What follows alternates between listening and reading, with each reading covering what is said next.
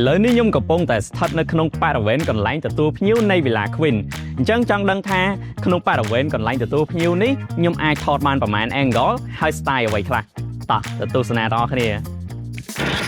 អីឈប់បើសិនជាមានតួឲ្យយើងថតម្នាក់ប្រហែលជាល្អមកទៅអញ្ចឹងជប់មួយសិនស្ដីបង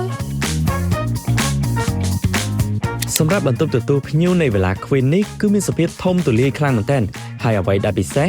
គឺមានទ្វារស្លាយកញ្ចក់ដែលអាចអនុញ្ញាតឲ្យពន្លឺធម្មជាតិចូលមកយ៉ាងពេញលេញតែម្ដងអញ្ចឹងការថតរូបថ្ងៃនេះខ្ញុំនឹងចាប់តួទៅថតទីតាំងណាដែលមានពន្លឺធម្មជាតិចូលហើយនឹងលាយឡំជាមួយនឹងអំពូលដែលមានស្រាប់នៅក្នុងផ្ទះ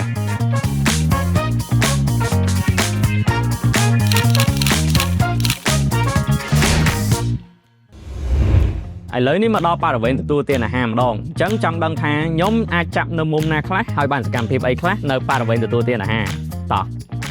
ឥឡូវនេះយើងចូលមកដល់បន្ទប់ទទួលទានអាហារម្ដងចំពោះបន្ទប់ទទួលទានអាហារក៏មានពន្លឺធម្មជាតិចូលមកដែរដោយសារតែមានទ្វារស្លាយកញ្ចក់ធំដែលអាចអនុញ្ញាតឲ្យពន្លឺធម្មជាតិចូលមកគ្រប់ជ្រុងតែម្ដងអញ្ចឹងធ្វើឲ្យក្នុងផ្ទះនេះគឺមានពន្លឺធម្មជាតិចូលមកគ្រប់ជ្រុងតែម្ដងខ្ញុំនឹងថតតួជាមួយនឹងពន្លឺធម្មជាតិដែលមាននៅក្នុងបន្ទប់ទទួលទានអាហារនេះចាំមើលថាខ្ញុំអាចថតបាននៅជ្រុងណាខ្លះហើយភ្លឺស្អាតបែបណា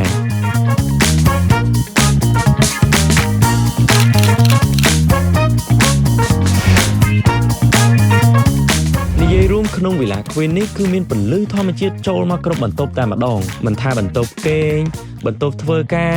បន្ទប់កូនស្រីបន្ទប់កូនប្រុសទេគឺមានបង្អួចកញ្ចក់ធំដើម្បីផ្ដល់ឲ្យពន្លឺធម្មជាតិចូលមកគ្រប់បន្ទប់តែម្ដង